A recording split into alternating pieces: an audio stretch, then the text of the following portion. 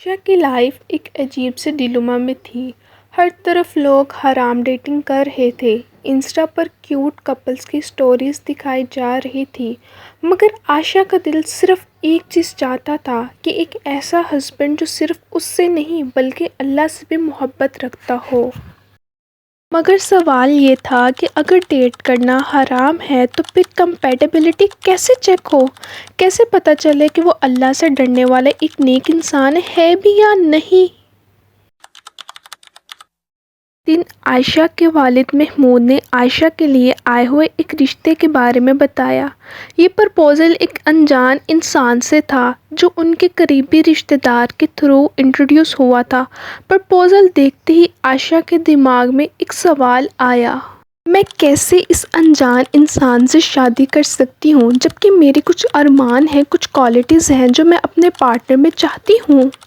وہ چاہتی تھی کہ اس کا ہسبینڈ اللہ سے ڈرنے والا ایک ایماندار اور کیئرنگ ہسبینڈ ہو، مگر عائشہ کو پتہ تھا کہ اگر یہ اس انسان سے پرائیویٹلی بات کرے گی یا کال یا میسیجز پہ بات کرے گی تو فتنہ کے چانسز بڑھ سکتے ہیں، اور کیونکہ عائشہ ایک ایماندار، دینی اور نیک لڑکی تھی، اس سوچ نے اس کے دل میں الجھن پیدا کر دی تھی۔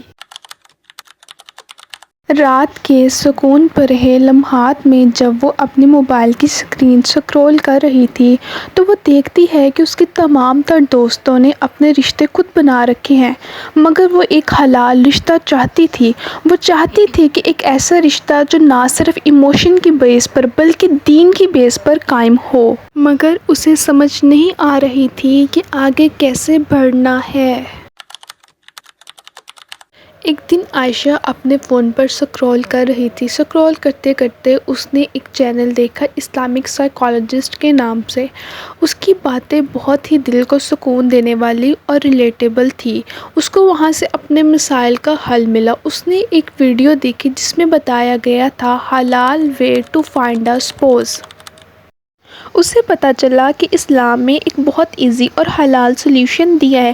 تم سیوٹر سے مل سکتی ہو جتنی بار بھی چاہو لیکن اپنے محرم کی موجودگی میں۔ اس طرح تم اس کی نیچر بھی سمجھ سکو گی اور اپنی ڈگنیٹی بھی پروٹیکٹ کر لو گی۔ وہ یہ بات سن کر بہت خوش ہوئی اور اس کے دل کو سکون آ گیا۔ اگلی صبح عائشہ نے اپنے والد محمود سے بات کرنے کا ڈیسیژن لیا۔ وہ جانتی تھی کہ اس کے بابا کا ریئیکشن تھوڑا ویئرڈ ہوگا۔ لیونگ روم میں بیٹھ کر اس نے بات کرنا شروع کر دی۔ بابا، میں چاہتی ہوں کہ جو بھی رشتہ چوز کروں وہ سوسائٹی کے پریشر پر نہیں بلکہ دین کے مطابق ہو۔ عائشہ کے بابا نے کہا، بیٹا عجیب طریقہ ہے۔